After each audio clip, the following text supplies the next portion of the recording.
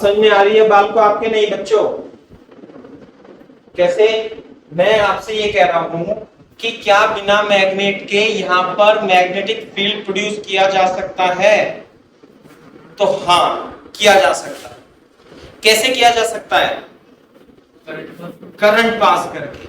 समझ में आई बात? यदि किसी वायर में आप करंट फ्लो करा दो, जैसे आप करंट फ्लो करा दो यहां पे, जैसे हमने पिछले चैप्टर में पढ़े थे, तो यहाँ पे जो मैग्नेटिक नीडल होती है इसमें डिफ्लेक्शन होने लगता है। तो डिफ्लेक्शन होने का मतलब क्या है कि यानी कि यहाँ पे मैग्नेटिक फील्ड प्रोड्यूस हो गई और मैग्नेट है नहीं। आई बात समझे? तो इसे सबसे पहले किस साइंटिस्ट ने ऑब्जर्व किया था? कोई नाम बता सकता है बच्चा? नहीं, फेराडे नहीं। कोई बच्चा बता सकता है किससे ऑब्जर्व किया था? किसने observe? Oersted. Very good, very good. चलो नाम तो नहीं पता मेरे को। तो सबसे पहले मैग्नेटिक इफेक्ट ऑफ करंट में हम हेडिंग डालते हैं Oersted experiment, ORSTED, Oersted experiment. Oersted experiment. What is Oersted experiment? ध्यान दो, ऑरेस्टेड एक साइंटिस्ट था, इसने अपनी लैब में, फिजिक्स की लैब में ये एक्सपेरिमेंट कर रहा था, करंट इलेक्ट्रिसिटी पे रिसर्च कर रहा था, बेसिकली करंट के फ्लो पर। तो इसने क्या देखा कि मान लेते हैं एक ये AB कोई वायर है, दिस इज करंट वायर, और यहाँ पे बैटरी लगा दी, यहाँ पे उसने की लगा दी। क्लियर है क्या बात? ये की लगा दी और यहाँ पे बैटरी है और यहाँ पे उसने मैग्नेटिक नीडल रख दी। तो वो क्या देखता है कि जब तक ये की ऑफ है ना, जब तक ये की ऑफ है इसमें कोई डिफ्लेक्शन नहीं आता। जैसे ही इस की को क्लोज किया जाता है, जैसे ही इस की को क्लोज किया जाता है, तो की को क्लोज करते हैं तो सर्किट में करंट फ्लो होने लगेगी। तो जैसे ही इसमें सर्किट में करंट फ्लो होती है, इसमें डिफ्लेक्शन प्रोड्यूस हो जाता है। सबसे पहले ऑरेस्टेड ने एक्सपेरिमेंटली ये ऑब्जर्व किया था कि बिना मैग्नेट के भी यहां पर मैग्नेटिक नीडल में डिफ्लेक्शन है। क्लियर है क्या बात? अच्छा, उसकी जो ऑब्जर्वेशन थी वो मैं लिख देता हूं। Observation, observations. देखो देखो, मैं इसे शॉर्ट में लिखूंगा, ये अपने मतलब बहुत काम की चीज नहीं है, लेकिन स्टार्टिंग तो मैग्नेटिक इफेक्ट ऑफ करंट की ऑरेस्टेड एक्सपेरिमेंट से ही होती है ना? तो ऑब्जर्वेशन क्या था? जैसे ही की बंद करते हैं यानी सर्किट कंप्लीट होता है तो इसमें डिफ्लेक्शन फॉर्म पाया जाता है ना? लिख लो सबसे पहले। पहला ऑब्जर्वेशन क्या था? as soon as key K is closed, circuit is completed, circuit is closed and current flows in wire, there is deflection, there is deflection in the magnetic needle, magnetic needle, this is magnetic needle।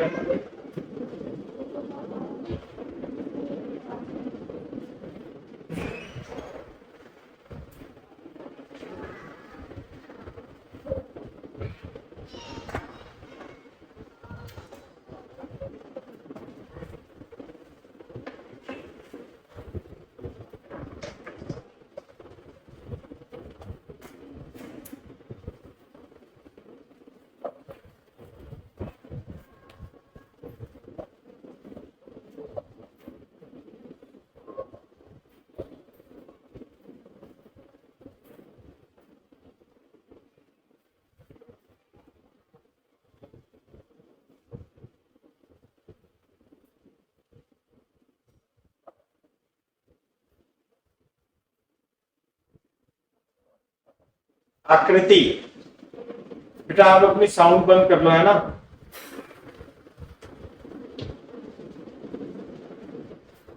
हाँ,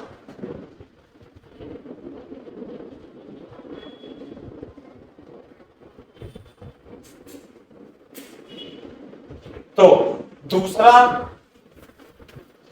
experiment ये था कि as it flows there is deflection, दूसरा there is deflection, there is deflection, there is deflection. ऐसे या ऐसे मत लिखो, ऐसे लिख लो, जैसे मान लिया कि करंट अब की बात तो इसमें ऐसे प्रोड्यूस हो रही है, तो इसमें डिफ्लेक्शन ऐसे ऐसे हो गया। आई बात समझ में? अगर जो आप इसकी पोलैरिटी चेंज कर दोगे तो करंट की डायरेक्शन भी चेंज हो जाएगी, तो इसमें डिफ्लेक्शन भी क्या हो जाता है, चेंज हो जाता है। जैसे ही इसकी पोलैरिटी रिवर्स करते हो तो direction of current in the wire flows in opposite direction is changed, and there is also the deflection is also in opposite direction in the magnetic needle, है ना? if polarity of shell, polarity of battery, ऐसे लिखेंगे, polarity of battery is reversed, current direction of current in the wire is also reversed, and deflection and direction of deflection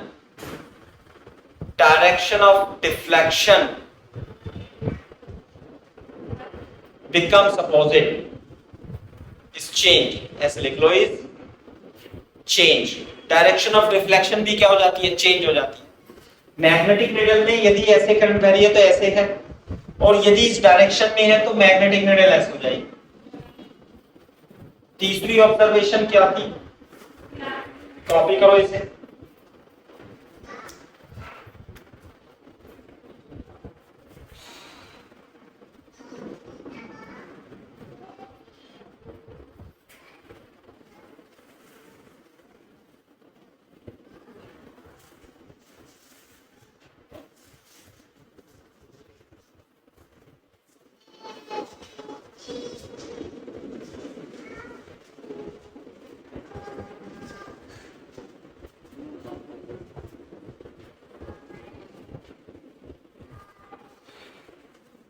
Say the deflection is found, the deflection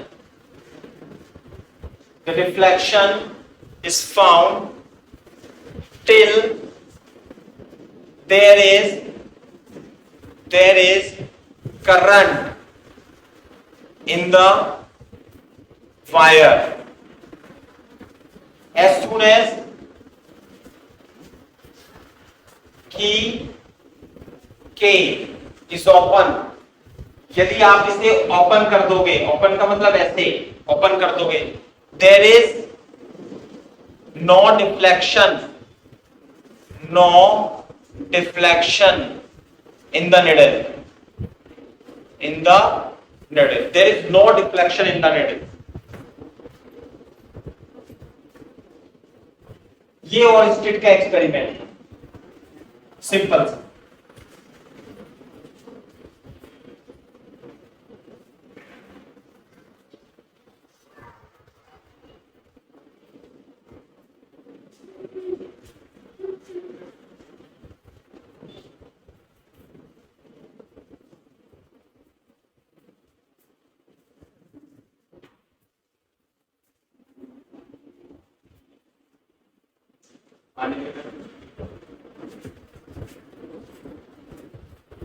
हाँ भाई, copy कर लिया हो तो बता दो बेटा।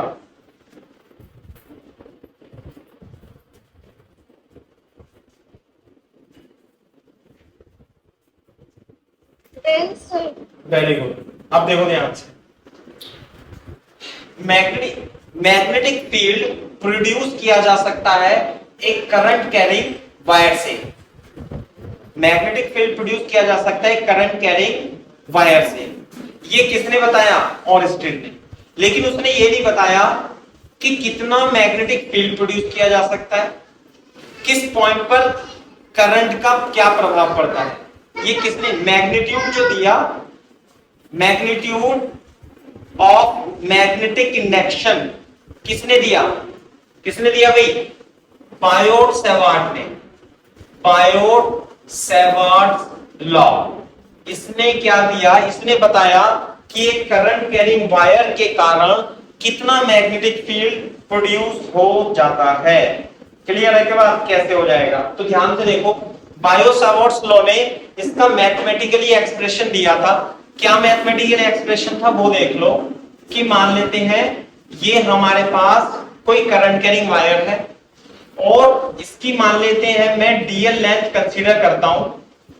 सही है? के बाद तो डीएल लेंथ कंसीडर करता हूं तो यहां पर जो मैग्नेटिक फील्ड होगा, मैग्नेटिक फील्ड होगा वो अंदर की ओर होगा। डायरेक्शन के बारे में अभी डिस्कस करेंगे हम, है ना। और मान लेते हैं ये कोई पॉइंट पी है, मान लेते हैं ये कोई पॉइंट पी है। इस डीएल एलिमेंटल लेंथ के कारण आर पोजीशन वेक्टर पर पॉइंट पी पर जो मैग्नेटिक फील्ड होगा जो कि एंगल थीटा है वो कितना होगा। क्लियर है? के बाद उसने ये बताया कि elemental length, elemental current carrying wire, what is DL? is the length of elemental current carrying wire. Current carrying wire. What is R? Is the position, R distance लिख लो। आप R distance लिखो, अभी वेक्टर नहीं लिखते इसे। What is R? Is the distance of point P from DL element, है ना। From DL for elemental length, from elemental length DL, ऐसे लिख लेना। What is theta? What is theta? Theta is the angle between DL and R, है ना। और इसे R vector ही लिख लो, R vector angle between dl and r vector. R क्या है? दिस इज डीएल वेक्टर का मैग्नेट।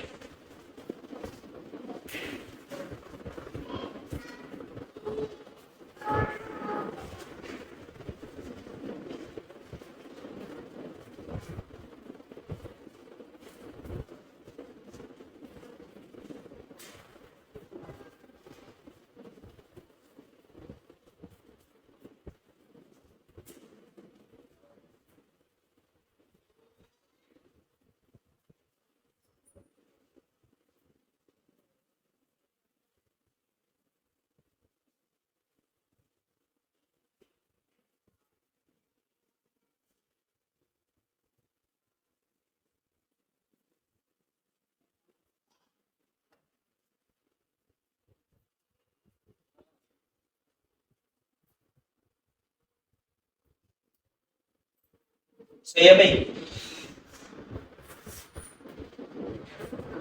इस एलिमेंटल करंट कैरिंग वायर की वजह से जो एलिमेंटल मैग्नेटिक फील्ड प्रोड्यूस होता है वो होता है डीबी।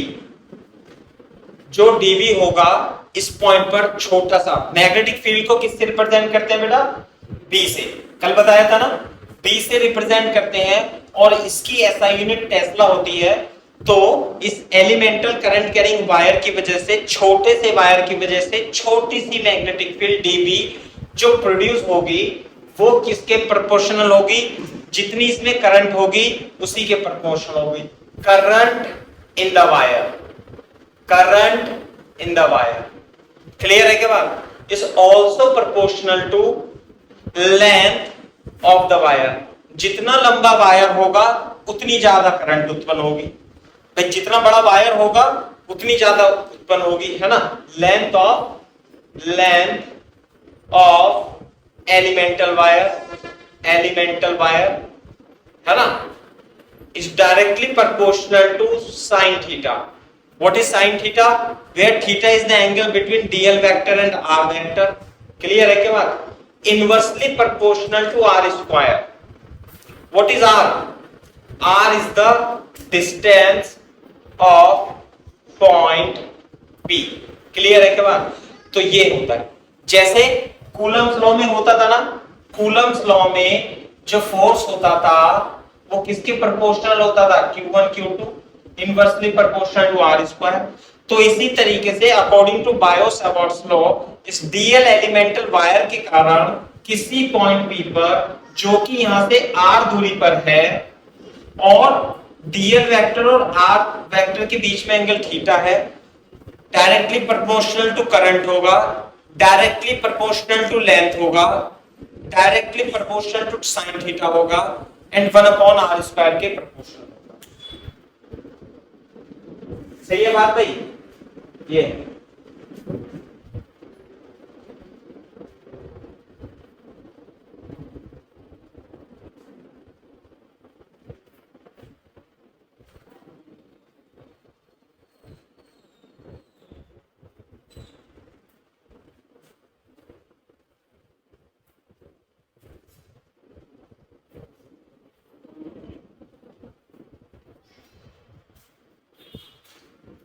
यदि हम जैसे इसे मिला देते थे क्या आता था? Q1 Q2 upon r square और यहां जाता था 1/4 पाई k, लिख देते हैं इसे Q1 Q2 upon r square.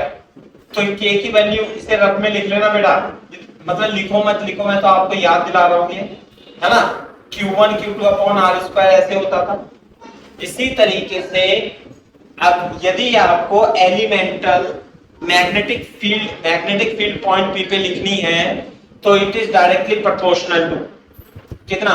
I dl sin theta upon r square हो जाए। सही है? और यदि आप प्रोपोर्शनलिटी कांस्टेंट हटाओगे तो यहां पे आता था 1/4 पाई एप्सिलॉन नॉट dv, यहां पे आ जाएगा mu naught upon 4 pi I dl sin theta upon r square. ये कल पढ़ाया था, मैग्नेटिक फील्ड का कांस्टेंट होता है ये म्यू नॉट अपॉन 4 पाई की वैल्यू 10⁻⁷ होगी। अब मैं इसकी यूनिट बता देता हूं, कल मैंने बोला था मैग्नेटिक इंडक्शन की यूनिट क्या होती है बेटा? T4 टेस्ला, है ना? तो यहां पे तो आ जाएगा, देखो ये पे तो आ जाएगा टेस्ला, इसकी यूनिट तो म्यू नॉट अपॉन 4 पाई, ये हो जाएगा एम्पियर, ये हो जाएगा मीटर और यहां पे क्या हो जाएगा? मीटर स्क्वायर कट जाएगा। तो किसकी क्या यूनिट आ जाएगी? Metre upon ampere. Mu naught upon 4 pi की यूनिट वैल्यू तो होती है म्यू नॉट अपॉन 4 पाई की 10⁻⁷ और यूनिट हो जाएगी इसकी कितनी यूनिट हो जाएगी बेटा? टेस्ला मीटर अपॉन एम्पियर हो जाएगा। क्लियर है क्या बात? ये आ गया, ये है Biot Savart's law. This is the Biot Savart's law.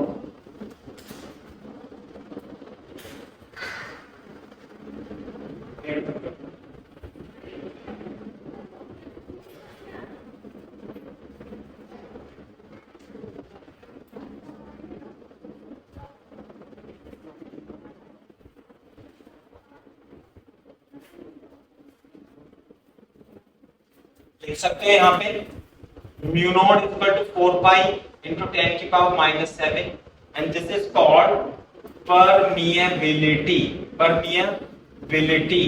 Of free space.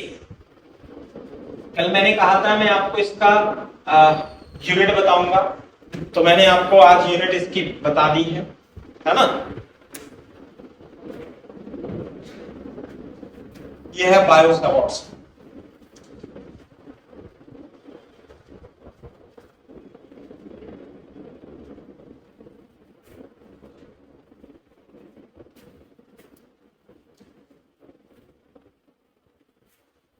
in vector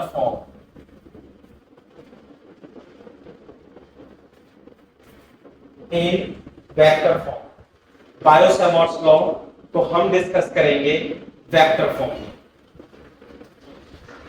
देखो जब कॉपी कर लेना तो बता देना भाई।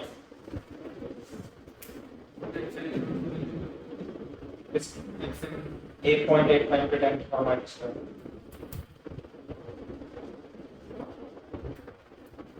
बेटा आप लोगों को साउंड क्लियर सुनाई दे रहा है या कोई प्रॉब्लम तो नहीं हो रही? आप मेरे को मैसेज करके बता सकते हो, है ना? कंफर्म कर दो आप। साउंड वीडियो सर थोड़ा जोर से। थोड़ा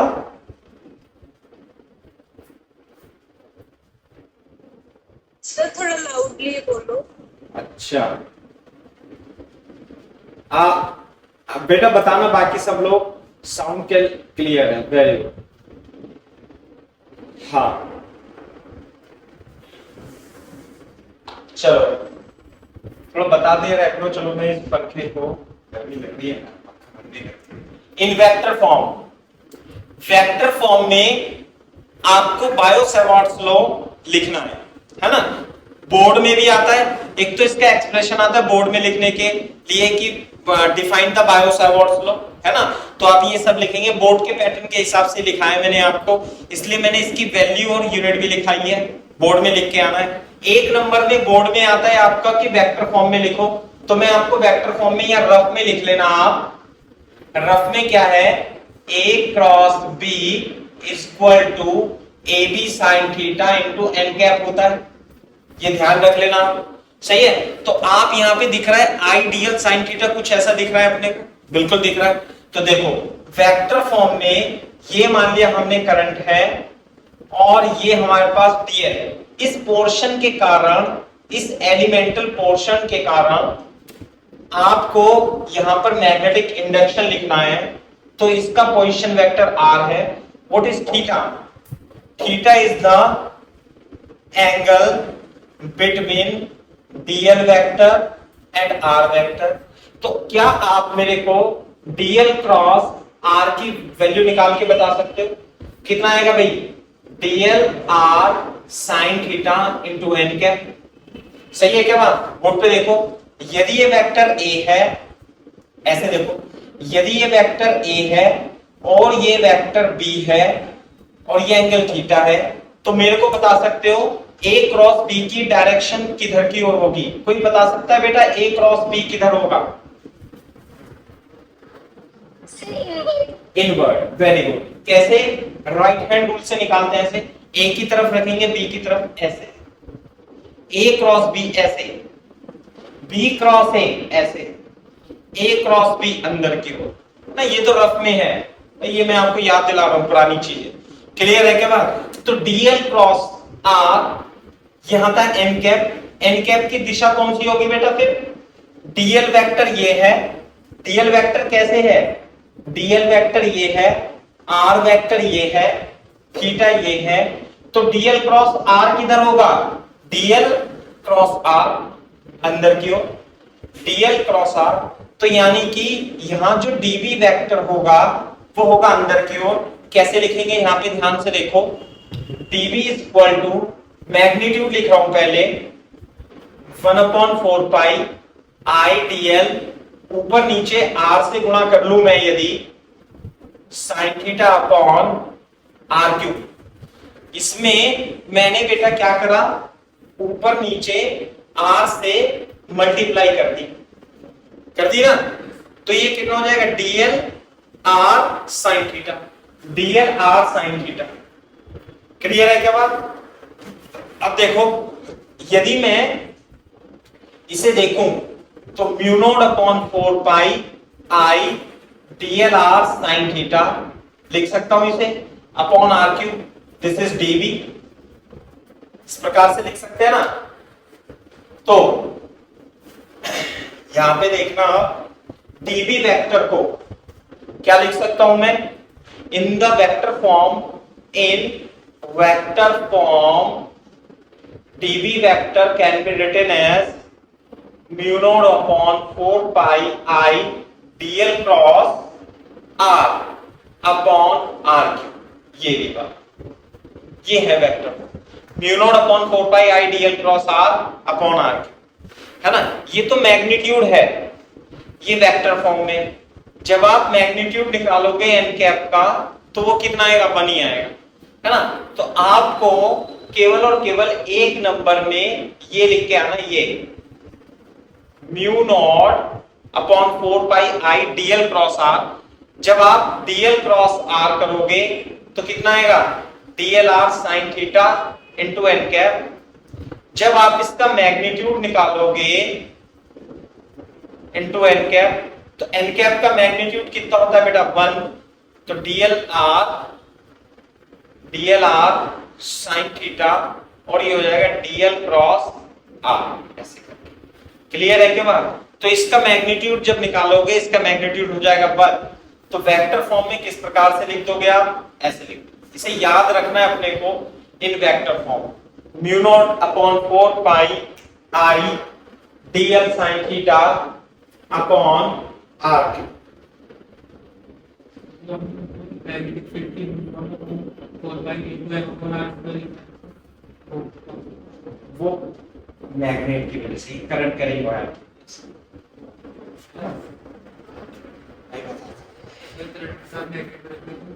है।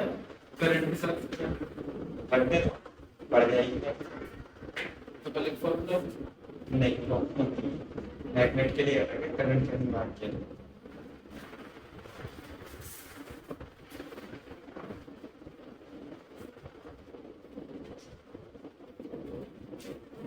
देखो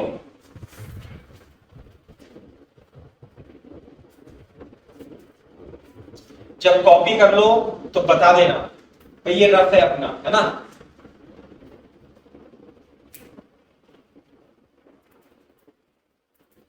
जब आप इसका मैग्नीट्यूड लोगे तो ये आ जाएगा,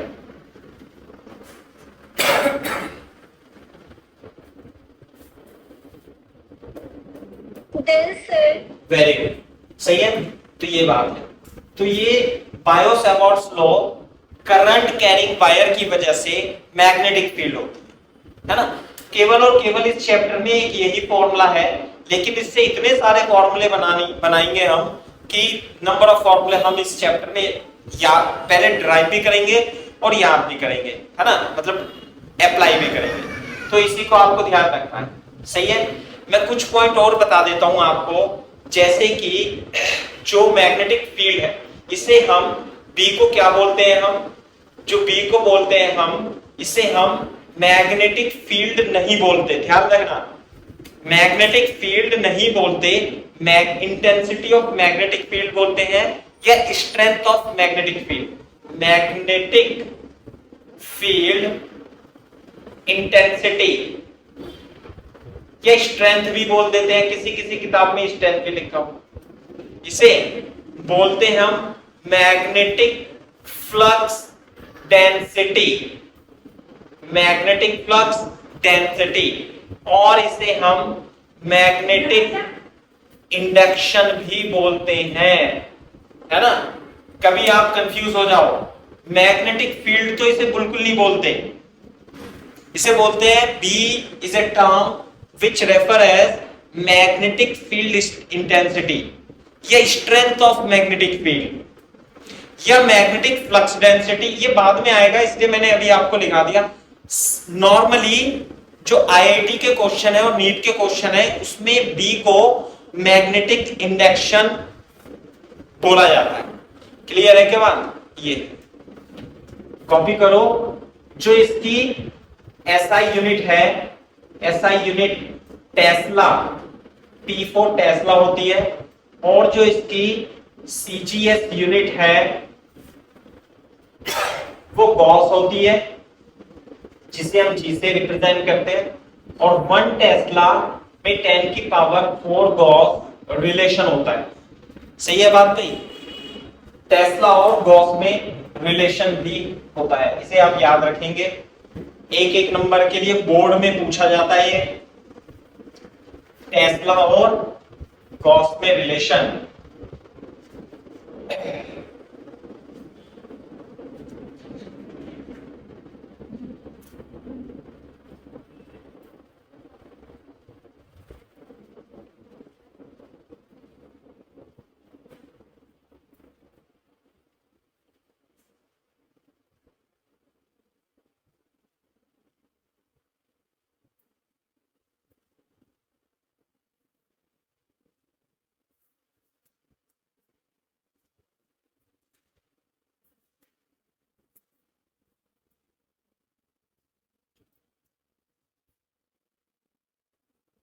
it is a magnetic induction, magnetic induction यानी कि B is a vector quantity, is a vector quantity, vector quantity है बेटा, देख लो चाहे, B is a vector quantity and its direction is given by, its direction is given by right hand thumb rule. इसकी जो direction है right hand thumb rule से दी जाती, direction is given by right hand thumb rule.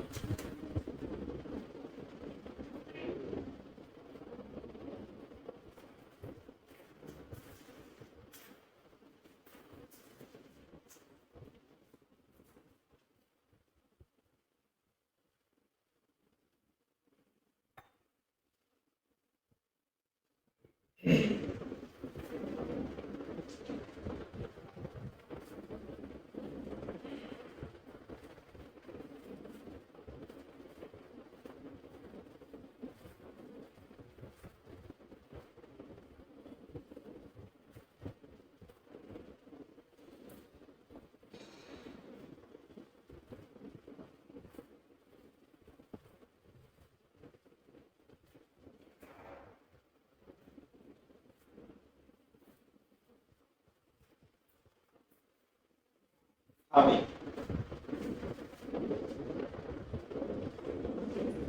देखो जो magnetic field होती है वो करंट कैरिंग वायर की वजह से,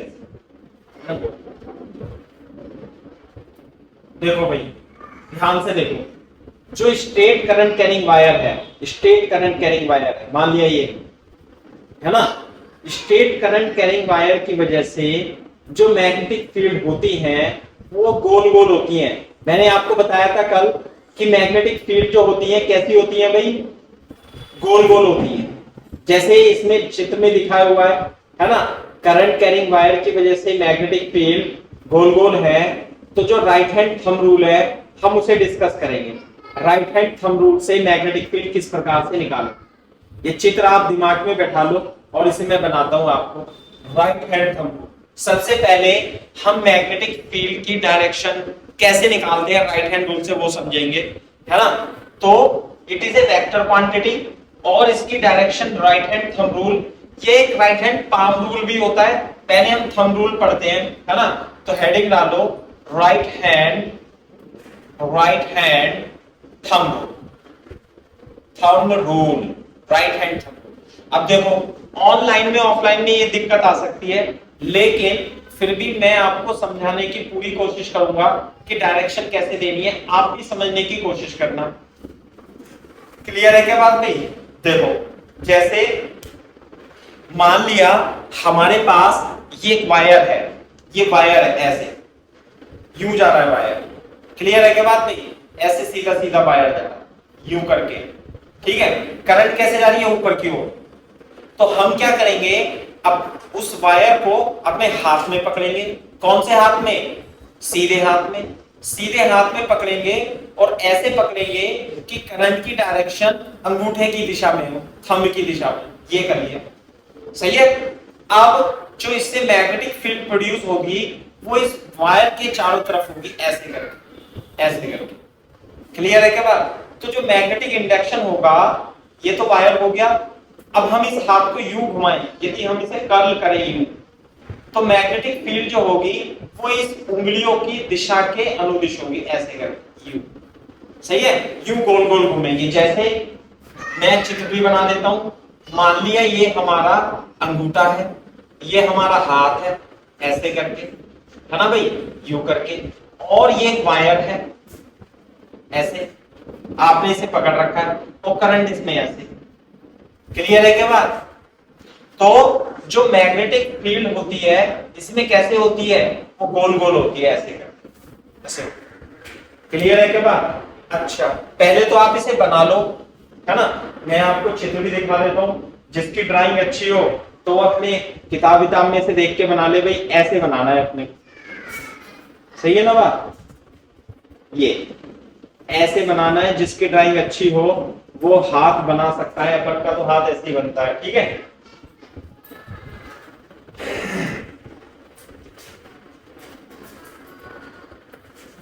थोड़ा सा टाइम लगेगा इसे समझाने में, लेकिन हर एक बच्चे को समझना है डायरेक्शन कैसे देंगे।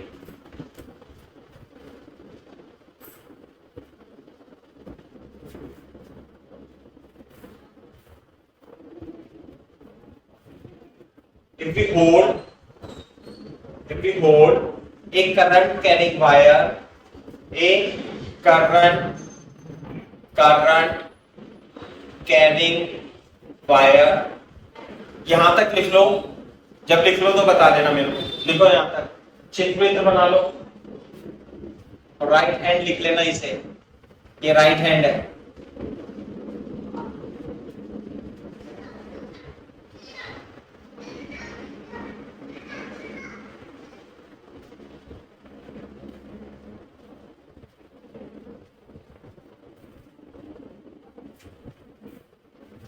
If we hold, भाई यहां तक कॉपी कर लेना, तो बता देना बच्चों। Tell sir. If we hold a current carrying wire in our right hand, and thumb, right hand, such that thumb is in the direction of current। Thumb की डायरेक्शन क्या होनी चाहिए? ऐसे, ऐसे नहीं, अगर जो करंट इधर है तो ऐसे करके, सही है। then curling of the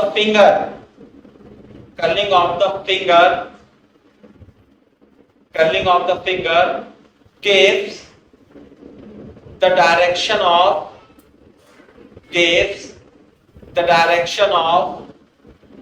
magnetic induction,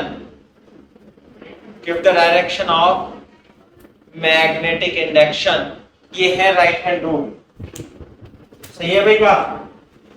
एक बार लिख लो, फिर मैं इसे आपको एक्सप्लेन कर दूंगा।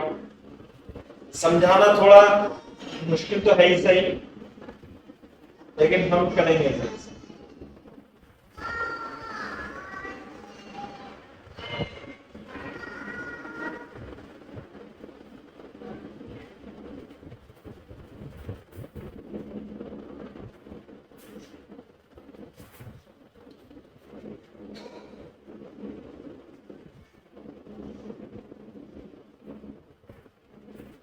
पानी देना मुझे।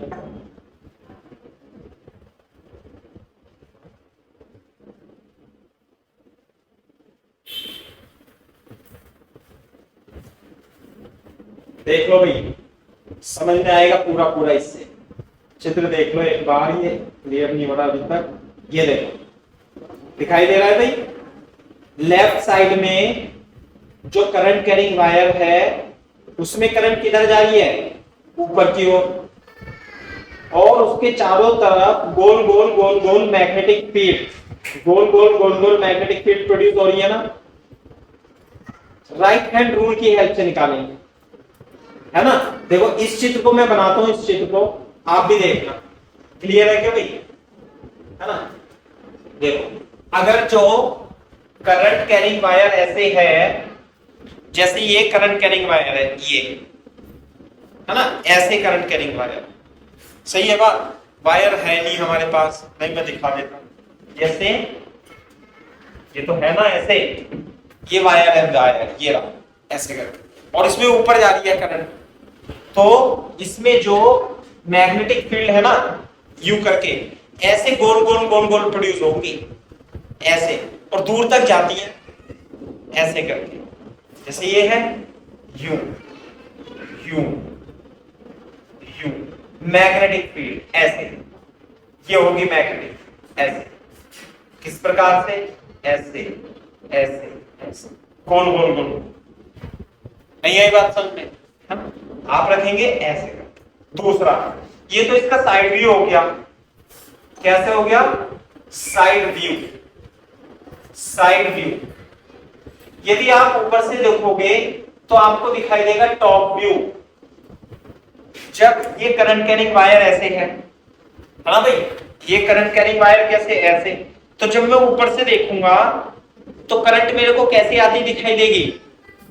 ऊपर की ओर आती हुई दिखाई देगी। मैं यूं देख रहा हूं ऐसे करके, करंट ऊपर की ओर, और जो मैग्नेटिक फील्ड है वो गोल गोल गोल गोल दिखाई देंगी। तो जो क्वांटिटी यदि करंट ऊपर की ओर आती है, ऊपर की ओर आती है, तो उसे हम डॉट से रिप्रेजेंट करते हैं। ये करंट आ रही है ऊपर की ओर, और इसके चारों तरफ गोल गोल गोल गोल मैग्नेटिक फील्ड प्रोड्यूस होंगी। अब ये बताओ, ये क्लॉकवाइज होंगी या एंटी क्लॉकवाइज होंगी? ये ऐसे होंगी, ये एंटी क्लॉकवाइज है, ये क्लॉकवाइज होंगी? मेरे को ये बताओ। करंट कैरिंग वायर ऐसे है, हाँ एंटी क्लॉकवाइज ऐसे हो। ये अब ना देखो, करंट कैरिंग वायर कैसे है? यूं है, और करंट कैसे निकल रही है? ऐसे। तो मैं अपने हाथ में वायर को रखूंगा ऐसे, और अंगूठा ऐसे, और कैसे करूंगा? ऐसे। ऐसे करेंगे ना, ऐसे करेंगे, ऐसे। ये है मतलब गोल गोल मैग्नेटिक फील्ड प्रोड्यूस होगी। बना लो। अभी मैं आपको क्योंकि इस चैप्टर में इसकी डायरेक्शन समझना अति आवश्यक है, अदरवाइज तो मैं बोलता रहूंगा, तुम लिखते रहोगे, है ना। जब तक डायरेक्शन समझ में नहीं आएगी तब तक बात नहीं बनेगी।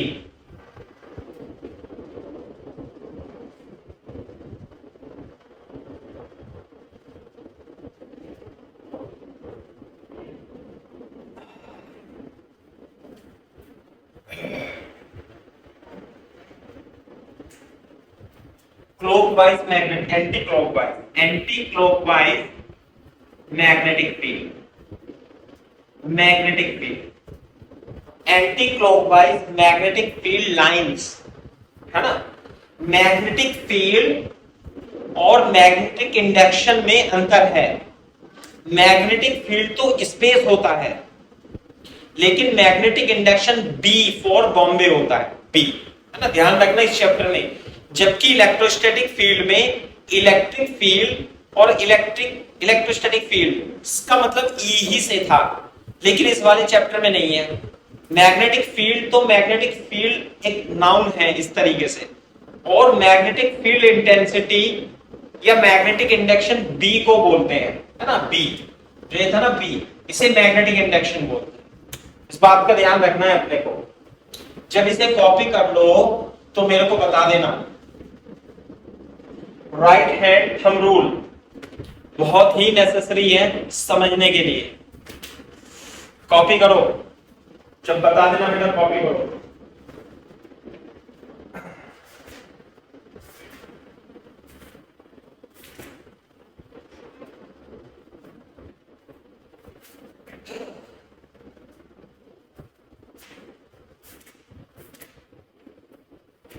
कॉपी कर लेना तो बता देना भाई। Done sir, very good. देखो इधर, चलो अब मैं आपको एक करंट कैरिंग वायर बनाता हूं डाउनवर्ड, करंट ऐसे। तो इसमें जो मैग्नेटिक फील्ड होगी सीधे हाथ को ही लेना है, ये सीधा हाथ हो गया। और कैसे कर्ल करेंगे? ऐसे, curl the right hand, curl the fingers. तो इसमें जो लूप बनेगी करंट कैरिंग वायर की, जो लूप बनेगी वो ऐसे बनेगी, है ना, ऐसे करके यूं यूं यूं यूं यूं यूं ऐसे। क्लियर है क्या बात भाई? है ना। और ये तो हो गया साइड व्यू। और अगर जो मैं बात करूं टॉप व्यू की, ऊपर से देख करके टॉप व्यू, है ना, तो देखो इधर ये वायर है, ये अब की बार वायर नीचे की तरफ जा रहा है ऐसे। तो जब मैं देखूंगा तो करंट नीचे की तरफ है, और जब अपना अंगूठा रखूंगा और ऐसे घुमाऊंगा यूं करके, आप भी घुमाओ इसे ऐसे करके, सही है। तो ऐसे ऐसे गोल बनेंगी, है ना। और कैसे बनेंगी? जब ये वायर अंदर की तरफ जाता है तो इसे तो हम इनटू में, इनटू को क्रॉस से, सॉरी इनटू को क्रॉस से रिप्रेजेंट करते हैं और आउट को हम डॉट से रिप्रेजेंट करते हैं। किसी भी वेक्टर क्वांटिटी को, अगर जो कोई वेक्टर क्वांटिटी है ना, या कोई भी क्वांटिटी है जिसकी डायरेक्शन है, यदि वो अंदर की ओर है तो उसे क्रॉस से, और यदि वो बाहर की ओर है तो उसे डॉट से। तो अब ये क्या है, अंदर की ओर जा रही है, अंदर की ओर जा रही है, तो अंदर की ओर मैं ऐसे पकड़ूंगा और यूं घुमाऊंगा, ऐसे ऐसे बनेगी भैया मैग्नेटिक फील्ड, यूं ऐसे बनेगी मैग्नेटिक फील्ड, गोल गोल, सही है, ऐसे बनेगी मैग्नेटिक फील्ड गोल गोल। क्लियर है क्या बात? ये है टॉप से clockwise, clockwise magnetic field line या मैग्नेटिक फील्ड। एक बार मैं इसका चित्र दिखाना चाहूंगा आपको, ये रहा, देखो, देखना भाई, लेफ्ट वाला, ये राइट वाला है ना, नीचे की तरफ जाएगा, जैसे डॉट से और सॉरी डॉट से और क्रॉस से रिप्रेजेंट कर रखा है ना। डॉट का मतलब क्या होता है भाई, कि वो बाहर की ओर है। क्रॉस का मतलब क्या होता है भाई, वो अंदर की ओर है ना। देख लो आप एक बार, समझ लो, आराम से कॉपी कर लो।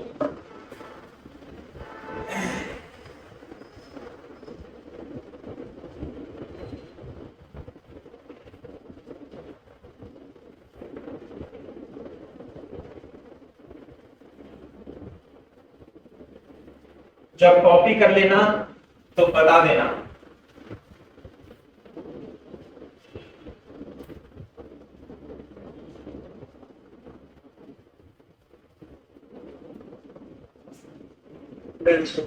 Very good. मैं फिर से कुछ चित्र दिखाऊंगा आपको। ये देखो, कलरफुल है थोड़ा सा, इसमें देखो, है ना भाई। एक बार समझो, इसमें राइट हैंड रूल से, एक बार इधर तो ऊपर की ओर है करंट, इधर नीचे की ओर है, तो गोल गोल गोल गोल मैग्नेटिक फील्ड बनती है ना, ध्यान रखना। चलो, ये आपने बता दिया, तो अब मेरे को कुछ क्वेश्चन के आंसर देना। जब तक कि आप मैग्नेटिक फील्ड नहीं पढ़ते, डायरेक्शन आपको नहीं पता चलती, तब तक इसमें समझ में नहीं आएगा, सही है। तो पहली चीज जो इस चैप्टर में आपने सीखा, ये जो डॉट होता है, ये आउट का निशान होता है, आउट ऑफ द बोर्ड। मैं लिखूंगा आउट ऑफ द बोर्ड, आप लिखोगे आउट ऑफ द पेपर, ये निशान है। अब ये जो निशान है, ये किसी का भी हो सकता है, ये करंट का भी हो सकता है, मैग्नेटिक फील्ड का भी हो सकता है, इलेक्ट्रिक फील्ड के लिए भी हम यूज कर सकते हैं। अगर जो ये क्रॉस का निशान है, ये इनटू द पेपर होता है, इनटू द बोर्ड में लिखूंगा, आप लिखोगे पेपर, और ये ई बी वेक्टर ई के लिए हम रिप्रेजेंट कर सकते हैं। सही है क्या बात? ये आई के लिए भी यूज कर सकते हैं, जबकि आई वेक्टर क्वांटिटी नहीं होती, लेकिन इसमें डायरेक्शन होती है ना। करंट टेंसर क्वांटिटी होती है ना, स्केलर बोलते हैं हम, करंट स्केलर है। पी और ई वेक्टर क्वांटिटी होती है, लेकिन इनके सिंबल सबके सेम ही टाइप के होते हैं ना, मतलब रिप्रेजेंटेशन क्रॉस और आउट। एक तो ये बात होगी, सही है भाई। अब मेरे को ये बताओ कि ये डॉट है, और ये डॉट को हमने आई से रिप्रेजेंट कर दिया, तो इसका मतलब एक करंट है, करंट कैरिंग वायर नहीं। कैसे है भाई करंट कैरिंग वायर? ऐसे है। तो इसके चारों तरफ मैग्नेटिक फील्ड कैसे बनेगी? क्लॉकवाइज बनेगी, एंटी क्लॉकवाइज? बाहर की ओर है या अंदर की ओर? एंटी क्लॉकवाइज, ऐसे बनेगी। सही है भाई, एंटी क्लॉकवाइज बी, सही है। क्रॉस है, अभी तो करा है, अंदर की ओर यू।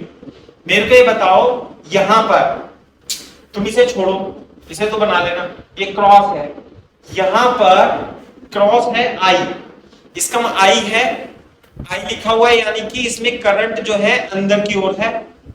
तो अब ये बताओ, इस पॉइंट पर जो मैग्नेटिक फील्ड होगी वो कैसे होगी? यूं करके और ऐसे।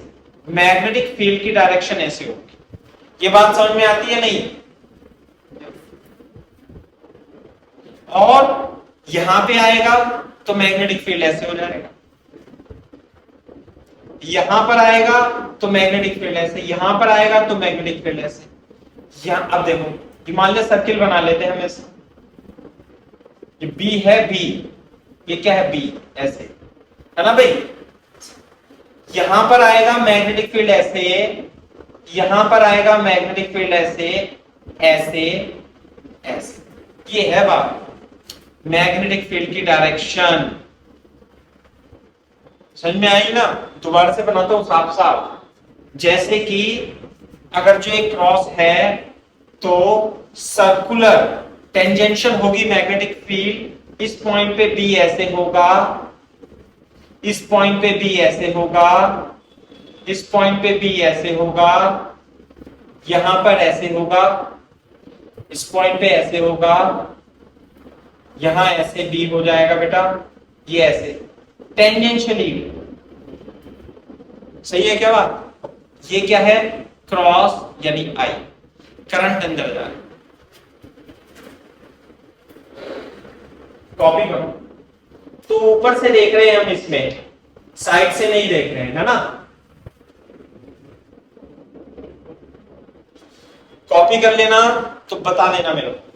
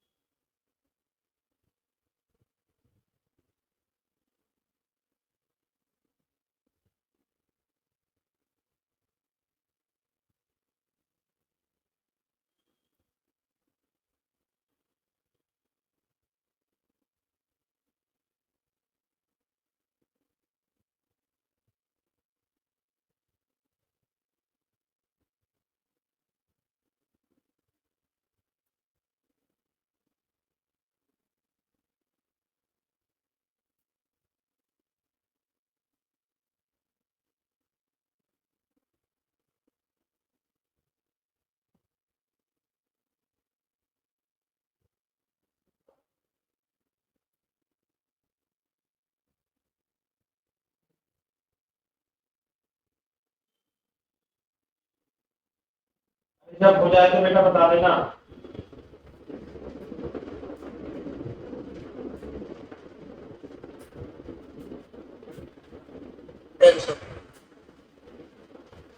सही है बात?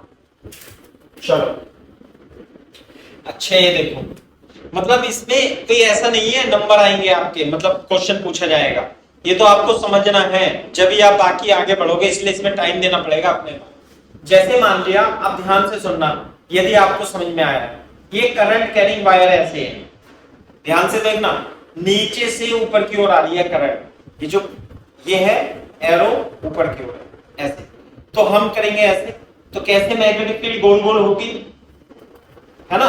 तो मेरे को बताओ, ये ऊपर आ रहा है इस पॉइंट पर, इस पॉइंट पर मैग्नेटिक फील्ड, इस पॉइंट पर मैग्नेटिक फील्ड किधर होगी? ऐसे ऐसे करके यू होगी, है ना? और मैं यदि करंट ऐसे आ रहा है और इस पॉइंट पे मैग्नेटिक फील्ड किधर होगी? अंदर की ओर होगी। सही है? अच्छा, करंट ऐसे आ रहा है, इस पॉइंट पर मैग्नेटिक फील्ड किधर होगी? इधर की ओर। नहीं आई बात समझ में? ठीक है, अब मैं आपको बता देता हूं, थोड़ा सा और समझा देता हूं किस प्रकार से आप निकालोगे, है ना? मैग्नेटिक फील्ड की डायरेक्शन, ये आपका करंट कैरिंग वायर है, देखो ये करंट कैरिंग वायर ऊपर की ओर जा रहा है, तो इस पॉइंट पर जो मैग्नेटिक फील्ड होगी इस काले वाले पेन, ब्लैक पेन की डायरेक्शन में होगी, ऐसे। सही है भाई? और जैसे जैसे आप घूमोगे मैग्नेटिक फील्ड यहां ऐसे हो जाएगी, यहां पर मैग्नेटिक फील्ड की डायरेक्शन एक ब्लैक पेन की डायरेक्शन में होगी, और जबकि जब इधर आओगे तो मैग्नेटिक फील्ड कैसे हो जाएगा? ऐसे हो जाएगा इधर की ओर, है ना? यहां पे मैग्नेटिक फील्ड सामने कैसे होगी? ऐसे। क्लियर है क्या बात? यदि डायरेक्शन ऐसे है करंट की ओर, तो ये ब्लैक वाला पेन, ये जो पेन है ये देता है मैग्नेटिक फील्ड की डायरेक्शन। जैसे इसमें अंदर की ओर है ना, ऐसे अंदर की ओर यू करके, तो इसमें अंदर की ओर तो हो गया ये ब्लैक पेन, ये यू, और ऐसे करके, सही है भाई। ऐसे इसमें बाहर है तो बाहर में मैग्नेटिक फील्ड कैसे होगी, ऐसे करके। अब आनी चाहिए भैया समझ में बात। तो अब मेरे को ये बताओ, फॉर एग्जाम्पल ये तो अंदर की ओर था, ये बाहर की ओर था। आप इसे लिख भी सकते हो इंग्लिश में इनटू आउट, यहां तो लिखा दिया था मैंने। मान लेते हैं अब ये इनफाइनाइट करंट कैरिंग वायर है, इनफाइनाइट ये रहा करंट कैरिंग वायर। करंट इस पॉइंट पर मैग्नेटिक फील्ड, इस पॉइंट पर और इधर की साइड में दो पॉइंट हैं। ये बताओ ये करंट ऐसे है तो मैग्नेटिक फील्ड इसमें वन पॉइंट पे अंदर की ओर होगी या बाहर की ओर होगी?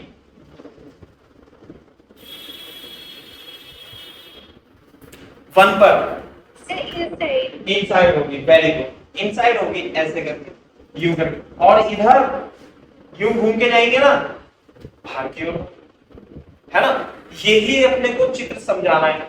यहां पर क्या होगी, इनटू द बोर्ड होगी, इस वाले पॉइंट पे कैसे होगी, इनटू द बोर्ड होगी, और इस वाले पॉइंट पे आउट ऑफ द बोर्ड होगी। क्या मैग्नेटिक फील्ड इसमें इनटू होगी और इसमें magnetic field out of the board. Clear है के बाद? इसी तरीके से अगर जो मान लेते हैं हम ये करंट कैरिंग वायर आई ऐसे है, तो यहां पर, हाँ भाई वन पॉइंट पे बताओ, वन पॉइंट पे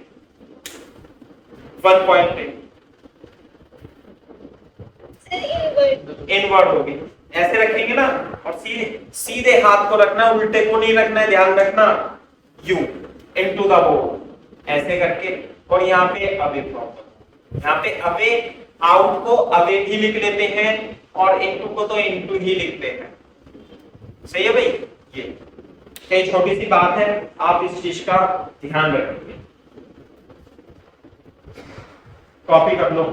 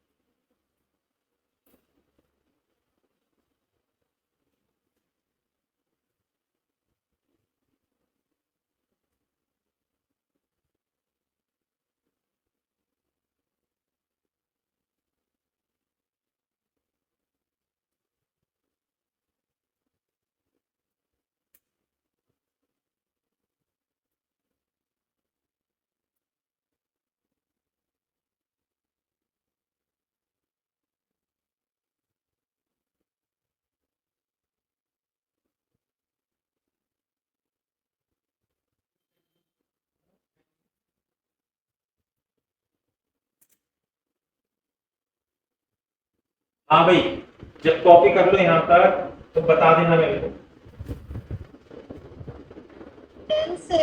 चलो, यश, प्रज्ञा, अरे बात समझ में आ रही है क्या? नहीं, वेरी गुड। वीडियो साफ दिखाई दे रही है भैया? मैसेज करके बताना। वॉइस क्लियर दिखाई दे रही है? कोई दिक्कत हो तो आप मेरे को मैसेज कर दो, बता दो बोल करके, मैं सुनता रहता हूं, सुन लेता हूं मैं।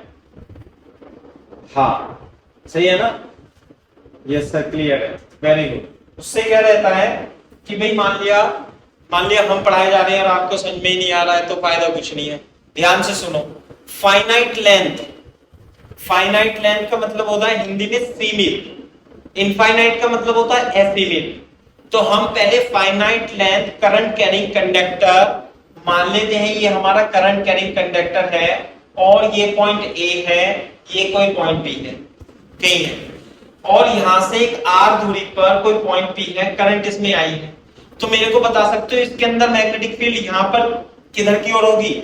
ऐसे करेंगे, अंदर की ओर। कैसे होगी भाई? अंदर की ओर। ये तो बात क्लियर है ना?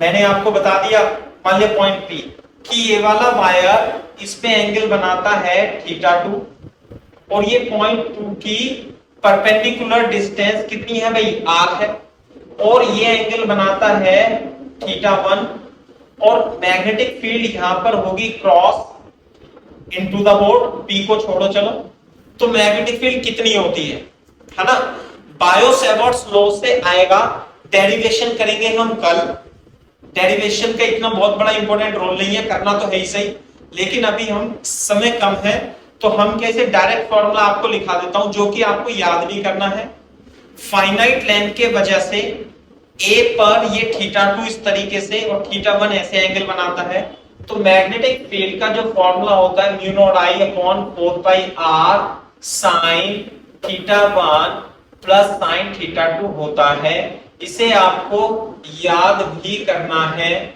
सही है बात बिल्कुल याद करना है डेरिवेशन इसका हम कल करेंगे पहले आप इसे लिख लो आज इसमें न्यूमेरिकल्स कर लेते हैं कैसे आएगा ये बायो-सेवर्ट्स लॉ से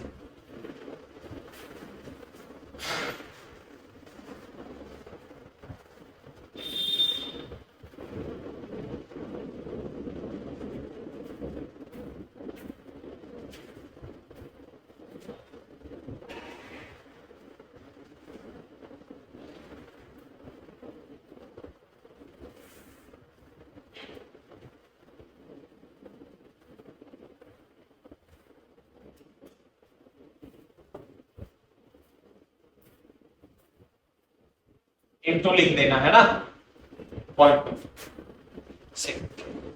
for example find B at point P in given figure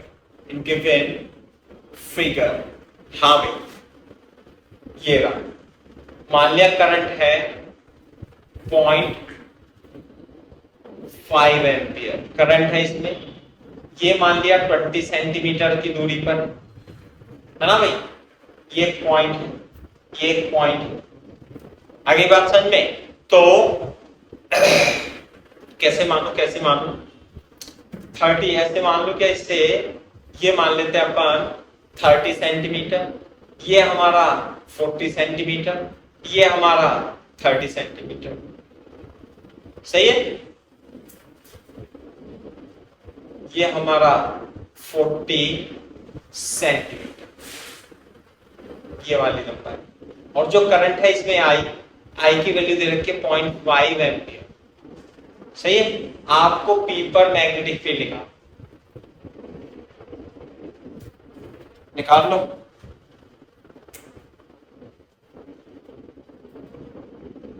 तो मैग्नेटिक इंडक्शन का फॉर्मूला है ये याद करना है भैया समझे डेरिवेशन हो या ना हो याद करना है कल को ड्राइव करके दिखाएंगे आपको इसे है ना आप खुद भी कर सकते हो नहीं आए तो करना मैं ही बताऊंगा है ना आपको करने की आवश्यकता नहीं है ये 30 सेंटीमीटर दे रखा है तो अब इसका सॉल्यूशन करेंगे हम सॉल्यूशन में मैं आपको लिख देता हूं जल्दी से बना देता हूं फटाफट ये θ1 ये θ2 सही है और ये r तो इसमें r की वैल्यू कितनी हो गई भाई 30 सेंटीमीटर 30 सेंटीमीटर का मतलब 0.3 मीटर कोई इसमें ये कितना है यह 30 यह 40 और ये कितना हो जाएगा 50 यह 30 छोटा तो नहीं बन गया चित्र बड़ा बनाएंगे अपन ऐसे ये 30 ये 40 कोई मेरे को बता सकता है θ1 कितना होगा sir 57 degree 53 degree very good है ना 53 होता है बेटा थोड़ा भूल गए आप है ना ये 30 ये भी 30 ये भी 30 θ2 कितना होगा भाई सर 37 हाँ नहीं 45 डिग्री 45 ये ना 30 ये 45 ये 53 डिग्री 3 4 5 वाला स्पेशल ट्राइंगल है ना कौन सा ट्राइंगल 3 4 5 बड़ा एंगल 53 डिग्री छोटा एंगल 37 डिग्री। करो कॉपी।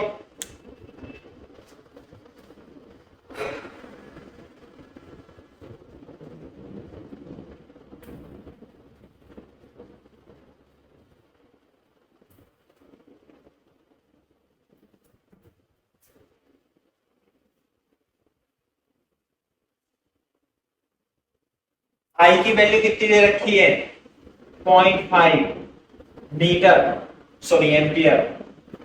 और आई क्या हो गया? म्यू नॉट अपॉन 4 पाई की वैल्यू 10 इंटू 10 की पावर -7 है ना, टेस्ला मीटर अपॉन एम्पियर। तो फाइनाइट लेंथ के कारण मैग्नेटिक फील्ड जो होता है mu naught I upon 4 pi r sine theta 1 plus sine theta 2। सही है, वैल्यू रख देंगे, आंसर आ जाएगा। क्लियर है क्या बात? तो म्यू नॉट अपॉन 4 पाई की वैल्यू रखूंगा मैं कितनी? 10 की पावर -7 इंटू आई की वैल्यू रखूंगा 0.5 डिवाइडेड बाय आर की वैल्यू रखूंगा 0.3, यहां पे रखूंगा sin 53, यहां पे क्या रखूंगा? sin 45। यहां तक बताओ, कोई दिक्कत हो तो आप मेरे से पूछ सकते हो बच्चों।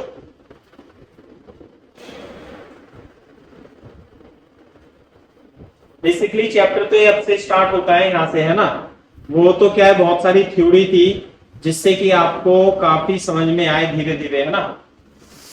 नहीं तो फिर मैं पढ़ाता जाता, आपको समझ में नहीं आता। बट डायरेक्शन की इंपॉर्टेंट है, डायरेक्शन समझ में आनी चाहिए मैग्नेटिक फील्ड की।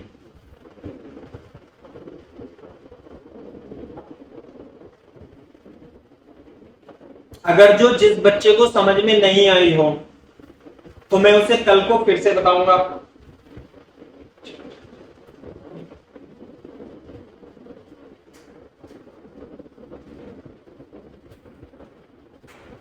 है ना भाई। दूसरा, आप जैसे आपके फ्रेंड से भी पूछ सकते हैं, जैसे किसी के समझ में आ गया हो तो भाई कैसे आया, थोड़ा डायरेक्शन को कृपा करके आप समझ लेना, नहीं तो दिक्कत ही होगी फिर। मैं कल को डायरेक्शन फिर से एक्सप्लेन करूंगा, है ना। स्क्रीन पे भी कर सकता हूं मैं, लेकिन वो दूसरा आईपैड है।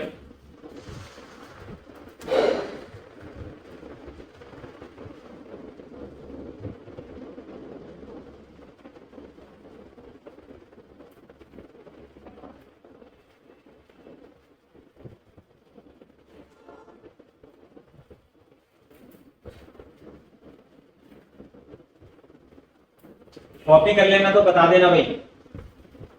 हाँ भाई, ये तो कट जाएगा। 3 की power -5, 5/3, 4/5, 1/√2।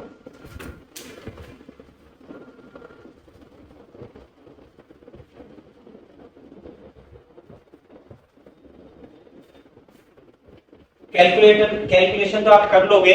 T4 Tesla is the correct answer. सही है भाई। ये T4 टेस्ला भाई, आप कर लेना कैलकुलेशन। दिस इज 10 की पावर -7।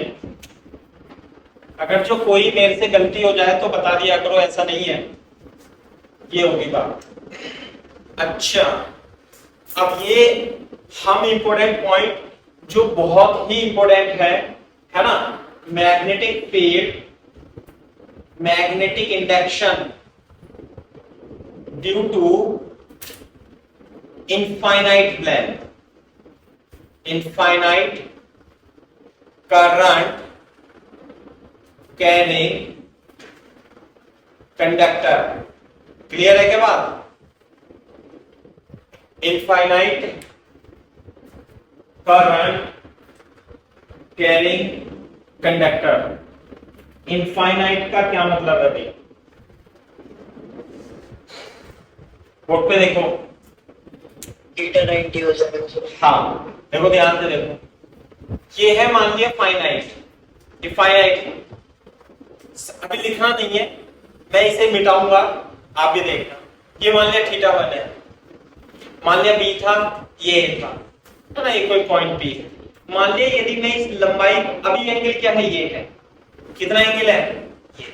मान लिया मैं इस लंबाई को बढ़ा दूं, लंबाई को बढ़ा दूं, इतना कर दूं, तो ये बताओ ये वाला एंगल पहले कितना था, ये तो इतना था, अब कितना हो जाएगा, ये इतना हो जाएगा। और अगर जो मैं और बढ़ा दूं तो ये वाला एंगल कितना हो जाएगा, ध्यान से देखो, पहले ये पॉइंट यहां था, मैं इसकी लंबाई धीरे धीरे धीरे धीरे बढ़ा बढ़ा करके क्या कर दूंगा, इनफाइनाइट कर दूंगा। तो मेरा पेन की नोक देखो ये कहां से जाएगी, जब ये यहां पे था तो एंगल ये, फिर एंगल बढ़ गया, फिर एंगल बढ़ गया, फिर एंगल और बढ़ जाएगा, फिर एंगल और बढ़ जाएगा, और बढ़ जाएगा, कितना हो जाएगा, जब ये इनफाइनाइट पे चला जाएगा तो लगभग ये 90 के इक्वल हो जाएगा।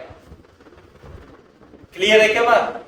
इनफाइनाइट के लिए ये एंगल कितना था अभी, θ1, तो θ1 से बढ़ बढ़ करके कितना हो जाएगा, 90 डिग्री। इसी तरीके से ये वाला एंगल देखो, ये कितना है, θ2, अभी ये यहां पर है, जब ये इसकी लंबाई में बढ़ा दूं तो एंगल कितना हो जाएगा, ये और बढ़ा दूं तो एंगल कितना हो जाएगा, ये और बढ़ा दूं तो एंगल कितना, ये तो इनफाइनाइट में लंबा जा रहा है खूब, तो ये एंगल, पेन की नोक देखो, एंगल कितना हो जाएगा, ये वाला एंगल बढ़ बढ़ के कितना हो जाएगा, 90 डिग्री। समझ में आई बात? बोर्ड पे देखो, अब मैं आपको इसे समझा देता हूं कैसे करना है। इनफाइनाइट के लिए ये जो होगा ये हो जाएगा r डिस्टेंस पे, सही है भाई, करंट कितनी है इसमें, I, तो ये एंगल कितना हो जाएगा भाई, θ1, ये एंगल कितना हो जाएगा भाई, θ2, ये क्या है आपका इनफाइनाइट, θ1 90 डिग्री, θ2 भी 90 डिग्री, डिस्टेंस है इस पॉइंट P की परपेंडिकुलर वायर से r, तो बताओ मैग्नेटिक इंडक्शन म्यू नॉट, उसमें रख देंगे ना फॉर्मूले में, I/4πr sin θ1 प्लस θ2 होता है ना, तो θ1 θ2 कितना रख दूं, 90 डिग्री, तो this is equal to mu naught I/4πr sin 90 plus sin 90 कितना हो जाएगा, म्यू नॉट I/4πr 1 प्लस 1 कितना हो जाएगा भाई, ये mu naught I/4πr into 2 is equal to mu naught I/2πr। सही है बेटा, आप इसमें बैठो,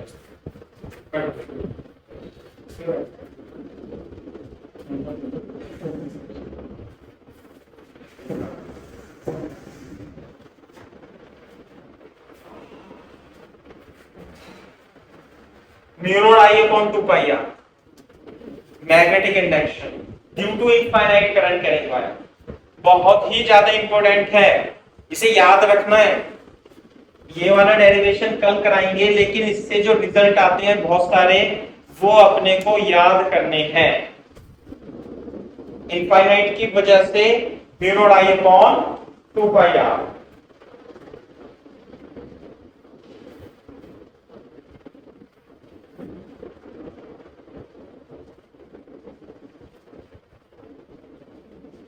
कशिश, अरे समझ में आ रहा है बेटा कुछ आपको नहीं?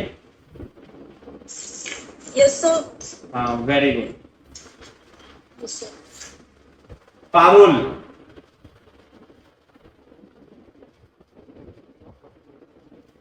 Yes sir. ठीक है भाई, कोई ऐसा भी पूछ लिया करो कि सर दोबारा समझा दो, है कोई बच्चा?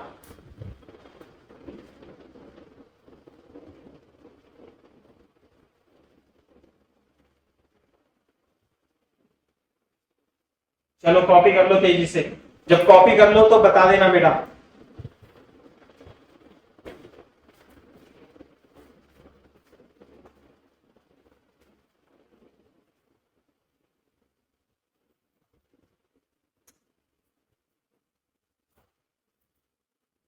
Done sir.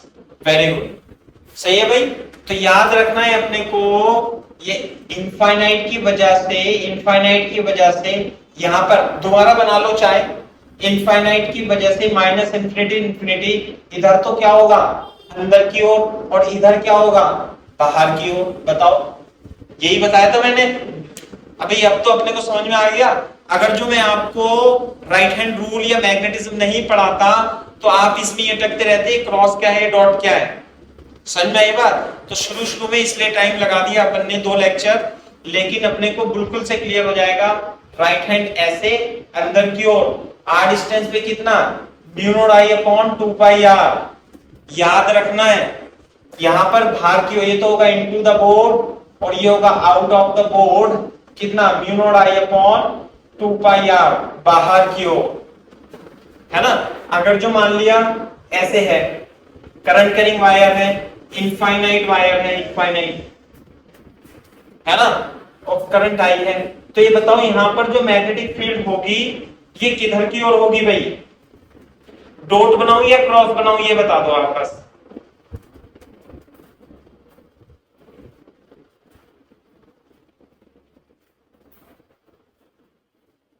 अरे कोई तो बता दो। डॉट। और यहां पे क्या बनाऊं?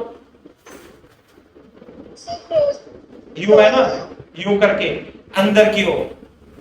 कैसे होंगी मैग्नेटिक फील्ड? ऐसे। इसमें कैसे होंगी? Horizontal circle. कैसे होंगी बेटा? हॉरिजॉन्टल सर्किल, नहीं ऐसे करके। इसमें कैसे होंगी? इसमें होंगी वर्टिकल सर्किल, ऐसे यूं करके, है ना। ये चलो हटो, मैं इसे साफ कर देता हूं। ऐसे ही बनाना है अपने को, यूं बनाना है और ऐसे बनाना है। इनफाइनाइट, इनफाइनाइट की वजह से mu naught I upon 2 pi r. चलो तो आज के लिए इतना ही काफी है बेटा, है।